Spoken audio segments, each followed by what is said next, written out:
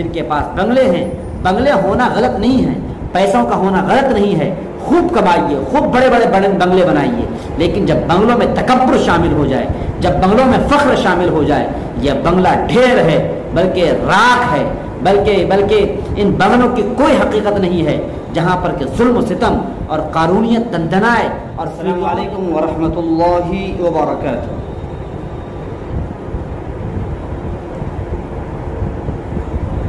اللہ آپ کے اقبال کو بلند کرے اور ہمہ آن اور سدا آپ کو خوش رکھے.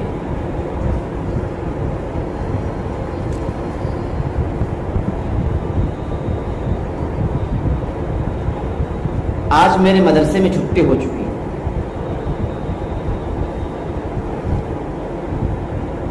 کچھ باتوں کے دوران طلباء کی طرف سے ان کے گاؤں میں بسے کچھ شرپسند عناصر کی طرف سے ہوئے زیادتی اور ان کی طرف سے ہوئے ظلم و ستم اور حفوات اور بکواس اور سخت جملوں کا تذکرہ میرے عزیز طلباء کے زبان سے سننے کو ملا. بات دراصل یوں ہے، جب میں نے اپنے طلباء سے کہا کہ جب آپ گھر جائیں گے تو آپ عوام کے مابین کام کریں گے، اللہ نے جو کچھ بھی آپ کو دیا ہے اس ادارے میں رہ کر آپ نے جو کچھ بھی حاصل کیا ہے، گھر جا کر آپ دوسروں کو فائدہ پہنچائیں گے، منبر و محراب کی زینت بنتے ہوئے. انہیں اپنے آپ سے قریب کرنا ہے، لسانی اور تحریری صلاحیتوں کے ذریعے سے لوگوں کو کی ذہن سازی کرنی ہے، ایمانیات، اسلامیات اور احسانیات کے دروس سے لوگوں کو اور ان کے قلوب کو منور کرنا ہے. جب میں نے یہ باتیں اپنے طلباء کے مابین پیش کی تو طلباء کی طرف سے جو تأثر رہا اور طلباء کی طرف سے اپنے گاؤں اور اپنے محلے اور اپنے علاقے میں رہنے والے کچھ شرپسند عناصر کی طرف سے ہوئے رویوں کا جو تذکرہ کیا وہ قابل افسوس ہے. طلباء نے کہا کہ کیسے ہم بیان کریں اپنی مسجدوں میں، کیسے ہم بیان کریں لوگوں کے درمیان کھڑے ہو کر، جبکہ لوگوں کو ہمارے بیان سے ان لوگوں کو چڑ ہوا کرتا ہے، ان لوگوں کو تکلیف ہوتی ہے جن لوگوں کے پاس بلڈنگیں ہیں، جن لوگوں کے پاس بڑے بنگلے ہیں، اور ہمارے پاس تو پھوس کے مکانات ہیں. ہماری معیشت اتنی مضبوط نہیں ہے. ہمارے والد کو لوگ منگلو کہہ کے پکارتے ہیں، اگر نام زید ہے تو زیدوا کہہ کے پکارتے ہیں، نام فیروز ہے تو فیروزوا کہہ کے پکارتے ہیں، نام انتخاب ہے تو انتخابوا کہہ کے پکارتے ہیں. یہ ہمارے والدین کے ساتھ ان لوگوں کی طرف سے یہ بدسلوکی کی جاتی ہے جن لوگوں کو اللہ تعالیٰ نے دولتیں دے رکھی ہیں، مکان دے رکھے ہیں. وہ نہیں چاہتے ہیں کہ ان غریبوں کے بچے منبر و محراب کی زینت بنے. وہ نہیں چاہتے ہیں ان غریبوں کے بچے تعلیمی میدان میں آگے بڑھیں. وہ نہیں چاہتے ہیں کہ ان غریبوں کے بچے اپنی معافی ضمیر کا استعمال ہم مالداروں کے سامنے کریں. جب ہمارا بیان ہوتا ہے ان کے درمیان ایسا محسوس ہوتا ہے کھلبلی مچ گئی، ایک دوسرے کی کنفسکی کرنے لگتے ہیں، ہمارے خلاف دوسروں کو ورغلاتے ہیں. اور اس سے بھی زیادہ تعجب کی بات تو، اور مجھے تعجب اس وقت زیادہ ہوا جبکہ انہوں نے یہ مجھ سے کہا کہ ہمارے ہی وہ حضرات جو مدرسے کے فارغین ہیں، جو بڑے بڑے ادارے کے فارغین ہیں، وہ ان کی ٹانگوں کو کھینچتے ہیں، وجہ کیا ہے کہ وہ خود اپنی ذات سے عوام کو فائدہ نہیں پہنچا سکتے. ان کی زبان میں خود وہ اللہ تعالیٰ نے صلاحیت نہیں دی ہے کہ اپنی معافی ضمیر کا استعمال کر سکیں. چنانچہ یہ بھڑاس اور یہ غصہ ان لوگوں پر اتارا جاتا ہے، ان لوگوں پر نکالا جاتا ہے جو بیچارے پسماندہ طبقے سے تعلق رکھتے ہیں، جو طلبہ غریب طبقے سے تعلق رکھتے ہیں. حد ہے. کیا یہ علم کسی کی جاگیر ہے؟ کیا کہیں پر یہ لکھا ہوا ہے جس کے پاس دولت ہو، جس کے پاس بنگلے ہوں اور جن کے پاس جائیداد ہوں، جن کے پاس چار چکے ہوں اور جو ہوائی جہاز اور جو اے سیوں کا سفر کرنے پر قادر ہوں، کیا وہی ممبر و محراب کی زینت بنیں گے؟ اور یہ بیچارے غریب طبقے سے متعلقین جو طلبہ ہیں، کیا ان کو یہ حق نہیں پہنچتا ہے کہ وہ عوام کے درمیان اپنی معافی ضمیر کو ادا کر سکیں؟ یاد رہے، اگر ہم نے یہ سوچ کر کے اللہ نے ہمیں نوازا ہے، دولت سے ہمیں نوازا ہے، بنگلوں سے ہمیں نوازا ہے، گھر سے، ہم بڑے باپ کے بیٹے ہیں، یہ سوچ کر اگر ہم نے اپنے غریب بچوں کی ٹانگیں کھینچی، غریب بچوں کو پست ہمت ہم نے بنا دیا، ان کی دل شکنی ہم نے کی، دل آزاری کے جملے ہم نے کسے، قیامت کے روز آپ کے گریبان کو یہ بچے تھامیں گے، دنیا میں بھی رسوائی آپ کی مقدر کر دی جائے گی اور آخرت میں اللہ کے عذاب سے کوئی بچا نہیں سکتا ہے. میدان کھلا ہے.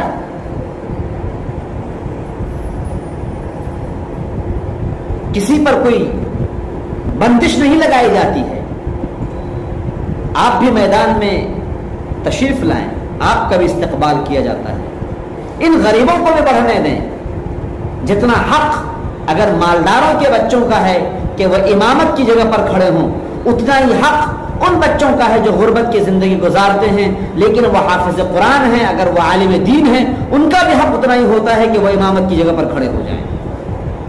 جتنا حق ان مالداروں کے بچوں کا ہوتا ہے کہ وہ منبر و محراب کی زینت بنے اور کھڑے ہو کر وہ تقریریں کریں، اتنا ہی حق ان غریب بچوں کا بھی ہوا کرتا ہے جو مدرسے میں تعلیم حاصل کرتے ہیں کہ وہ بھی مسجدوں میں جا جا کر تقریریں کریں. ارے مالداروں، اگر آپ کے بچوں کے پاس صلاحیت نہیں ہے، اپنے بچوں کو آپ کوسیں، اپنے بچوں کی آپ تنبیہ کریں، اپنے بچوں پر آپ اپنے بچوں کی سرزنش کریں، اپنے بچوں پر لعن و طعن کریں، اپنے بچوں پر اپنے غضب اور اپنے ناراضگی کا اظہار کریں، لیکن ان بیچارے غریب بچوں نے کیا پر ظلم کیا ہے؟ ان کی طرف سے کون سی تکلیف آپ کو پہنچی ہے؟ کیا ان کو حق نہیں ہے کہ وہ آپ کے درمیان کھڑے ہو کر دو الفاظ کہیں؟ کیا ان کو حق نہیں ہے کہ وہ قرآن کی تلاوت کر کے آپ کو سنائیں؟ کیا ان کو حق نہیں ہے کہ وہ قرآن کا ترجمہ آپ کے درمیان کر کے سنائیں؟ کیا ان کو حق نہیں پہنچتا ہے کہ وہ اللہ اور اس کے رسول کے پیغام کو آپ تک پہنچائیں؟ ورنہ آپ کے درمیان اگر آپ کے تلفظ اور آپ کے اگر یہ جملے اور آپ کی یہ کڑوی باتیں ہوں گی اور آپ کی یہ تلخ نوائی ہوگی تو آپ کے درمیان اور کفار و مشرکین مکہ کے درمیان کیا فرق رہے گا؟ جو کہا کرتے تھے محمد ان غریبوں کو اپنے آپ سے الگ کر دیں، اگر آپ ان غریبوں کو اپنے آپ سے الگ نہیں کریں گے ہم مالدار آپ سے قریب نہیں ہو سکتے. تو آپ کے درمیان اور منافقین کے درمیان کوئی فرق نہیں رہے گا، آپ کے درمیان مشرکین کے درمیان کوئی فرق نہیں رہے گا. جس طریقے سے انہوں نے اللہ کے نبی صلی اللہ علیہ وسلم کے رشتے سے ان غریبوں کے رشتوں کو کاٹنے کی کوشش کی تھی، اگر آج آپ کر رہے ہیں اس کا مطلب یہ ہوا کہ آپ ان مشرکین اور کفار کے زمروں میں شمار کیے جائیں گے. عملی طور پر تو ضرور شمار کیے جائیں گے، عقیدے کے اعتبار سے اگرچہ نہیں تو. اگر یہ بچے اگر آپ کے گھر جا رہے ہیں، اگر یہ بچے آپ کے مابین پہنچتے ہیں، آپ ان کی ہمت افزائی کریں، آپ ان کو سراہیں، ان کی صلاحیتوں کو، ان کی لیاقتوں کا جائزہ لیں. اگر یہ کامیاب ہوتے ہیں ان کی ہمت افزائی کریں، دو بول ان کی شاباشی کے نکال دیں، ان کے والدین کو بلائیں، پرسکار دیں، ایوارڈ دیں کہ ماشاءاللہ اللہ نے آپ کو گھر نہیں دیا، بنگلے نہیں دیے، لیکن علم دیا ہے آپ کے گھر میں. آپ کے بیٹے کو حافظ قرآن بنایا، آپ کے بیٹے کو عالم دین بنایا. آپ کا بیٹا جب تقریر کرتا دل باغ باغ ہو جاتا ہے، آپ کا بچہ جب نعت پڑھتا دل خوش ہو جاتا ہے. آپ کے بچے کے اندر بے باکی ہے، آپ کے بچے کے اندر جوامردی ہے، آپ کے بچے کے اندر رقاب روح ہے، آپ کے بچے کے اندر مستقبل آپ کے بچے کا مستقبل بہت تابناک ہے، آپ کے بچے کا مستقبل درخشندہ اور تابندہ ہے، ان جیسے الفاظ کے ذریعے سے ان غریب بچوں کے والدین کی ہمت افزائی کریں گے تو قسم خدا کی ان غریبوں کی ہمت افزائی جب ہوگی تو وہ مزید آگے بڑھنے کی کوشش کریں گے۔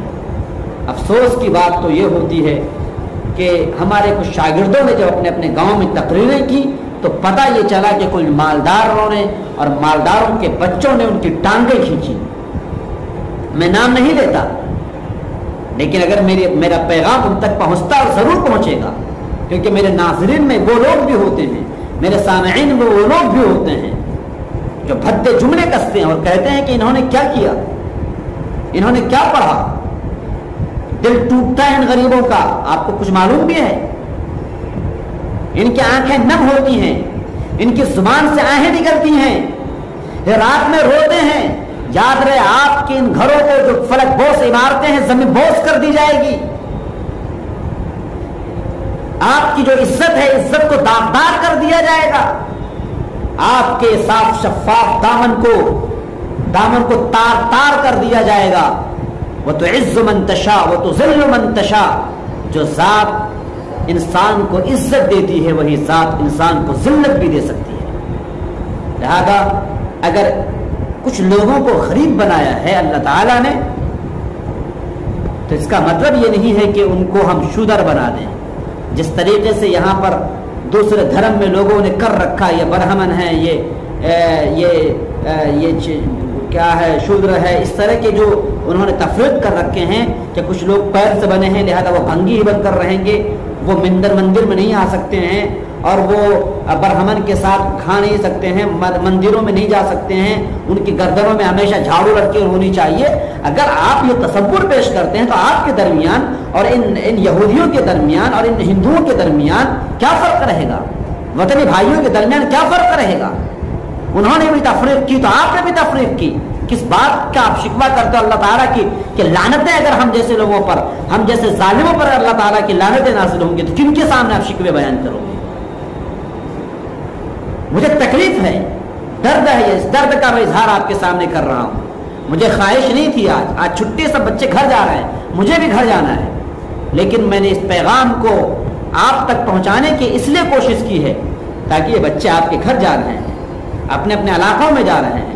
اگر آج تک آپ کے ذہن و دماغ میں ان کے تئیں کینے تھے، حسد تھا، جلن تھا اور کدورتیں تھیں، اللہ کے واسطے نکالیں اور ان غریب بچوں کو اپنے دسترخوان پر بٹھائیں، ان کو اپنے گھروں پر دعوت دیں، اپنے الفاظ کو نرم بنائیں، اپنی زبان کو نرم بنائیں، الفاظ میٹھے نکلیں تاکہ ان غریب بچوں کی ہمت افزائی ہو اور یہ سمجھیں کہ جس طریقے سے علم کے ذریعے سے ان مالداروں کی اولاد کو ہمت افزائی کی جاتی ہے، ان کے سر پر تاج رکھا جاتا ہے عزت و شرف کا اور فخر و اعتزاز کا تاج رکھا جاتا ہے۔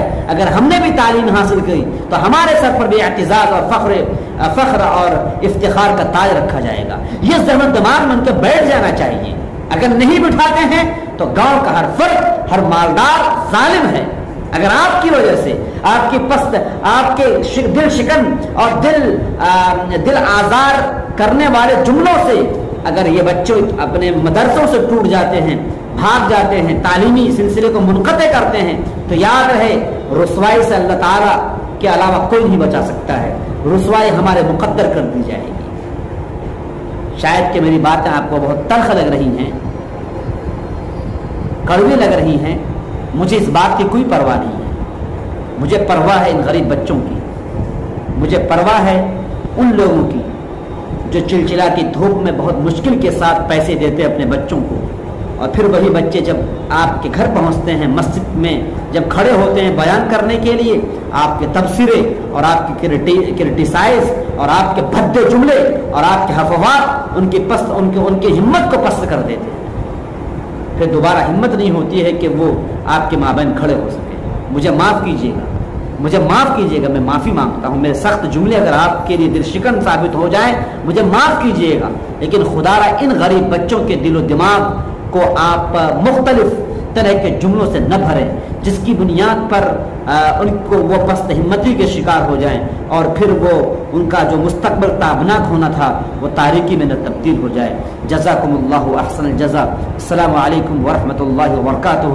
میرے پیغام کو دوسروں تک پہنچانے کی ضرور کوشش کریں، یہ بہت اہم پیغام ہے۔ اس پیغام کو ہر مالدار بچوں تک، ہر مالدار شخص تک پہنچنا ضروری ہے، ہر اس شخص کے پاس پہنچانا ضروری ہے جن کے پاس بنگلے ہیں۔ بنگلے ہونا غلط نہیں ہے، پیسوں کا ہونا غلط نہیں ہے، خوب کمائیے، خوب بڑے بڑے بنگلے بنائیے، لیکن جب بنگلوں میں تکبر شامل ہو جائے، جب بنگلوں میں فخر شامل ہو جائے، یہ بنگلہ ڈھیر ہے بلکہ راکھ ہے، بلکہ ان بنگلوں کی کوئی حقیقت نہیں ہے جہاں پر کہ ظلم و ستم اور قارونیت دندنائے اور فرعونیت رقص کرے۔ جزاکم اللہ احسن الجزا، وآخر دعوانا الحمدللہ رب العالمین۔